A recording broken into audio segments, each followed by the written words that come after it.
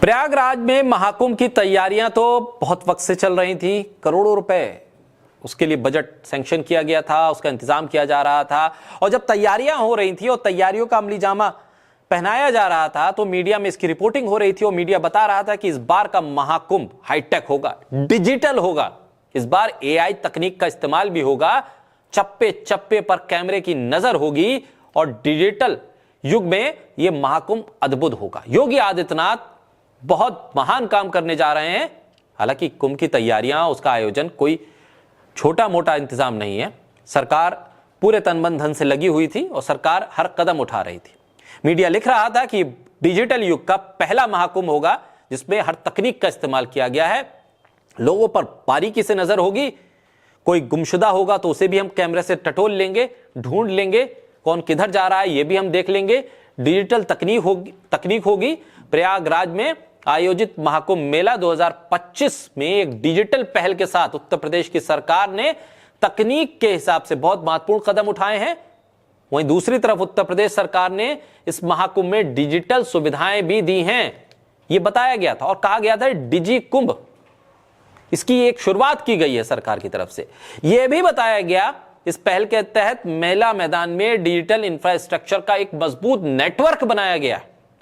Media ने, नोएडा के media ने इस कुंभ को लेकर यह भी बताया था कि एआई पर आधारित निगरानी प्रणाली है। निगरानी और सुरक्षा उपकरणों का जटिल नेटवर्क है। 2750 से ज्यादा सीसीटीवी कैमरे हैं जो एआई से कनेक्टेड हैं, यानी कैमरे में हर चीज पकड़ी जाएगी।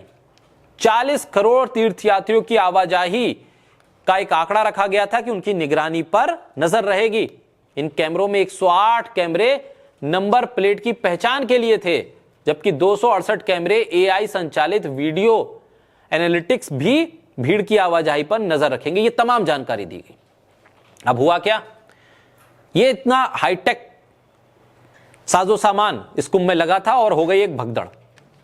पहले तो भगदड़ के बाद सरकार ने सब कुछ सामान्य है, कोई नहीं आया, कोई नहीं गया, कुछ नहीं हुआ, ये एक स्क्रिप्ट तैयार की। अफवाह मत फैलाइए, अफवाह फैलाएंगे तो कार्रवाई होगी, अफवाह है, अफवाह है, अफवाह। ये एक स्क्रिप्ट तैयार हुई।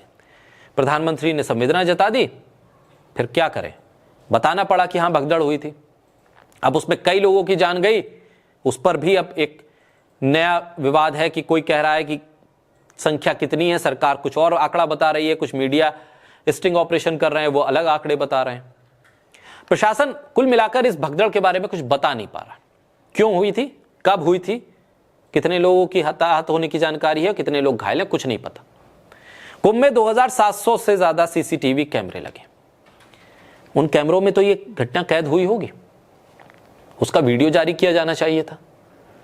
कंट्रोल रूम तो होगा, उन 2700 सीसीटीवी का एक कंट्रोल रूम भी होगा जहां पर तमाम रिकॉर्डिंग जा रही होगी, जिस पर नजर रखी जाती होगी।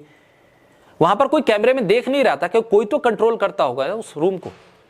कैमरों पर नजर रखते उस कंट्रोल रूम में लोग बैठे होंगे, उन्होंने देखी होगी भगदड़। उन लोगों ने यह भी बताया होगा कि भगदड़ कब मची, कैसे मची। तो वो जानकारी क्यों नहीं बाहर आ रही है।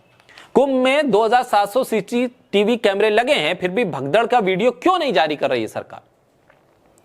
अगर सरकार कहती है कि कुछ नहीं हुआ, सब अफवाह, तो भी वीडियो जारी करे। अगर कह रही है कि भगदड़ हुई थी, हताहत हुए हैं लोग, तो भी जारी किया जाना चाहिए था कि देखिए हाँ ये घटना हुई थी इतने बज के इतने मिनट पर। क्या ये वीडियो भगदड़ में खोए हुए परिजनों को ढूंढने में मददगार साबित नहीं होंगे। आप वीडियो जारी कीजिए, लोग पहचानेंगे कि उनके लोग कहां हैं। इसी सवाल को लोक गायिका नेहा सिंह राठौर ने भी उठाया है। वो सवाल पूछ रही हैं कि भाई वीडियो सीसीटीवी के हैं तो फिर जारी कीजिए, सच का सच, झूठ का झूठ हो जाएगा। जो गुमशुदा लोग हैं उनको मदद मिलेगी, वो बता पाएंगे कि भाई हमारे जानकार कहां पर है। सोशल मीडिया प्लेटफॉर्म पर वो वीडियो सरकार खुद जारी कर दे और बता दे कि भाई इसमें से कोई अगर अपने परिजनों को पहचान पाए तो आके जानकारी दे, हम उन्हें ढूंढने की कोशिश करेंगे।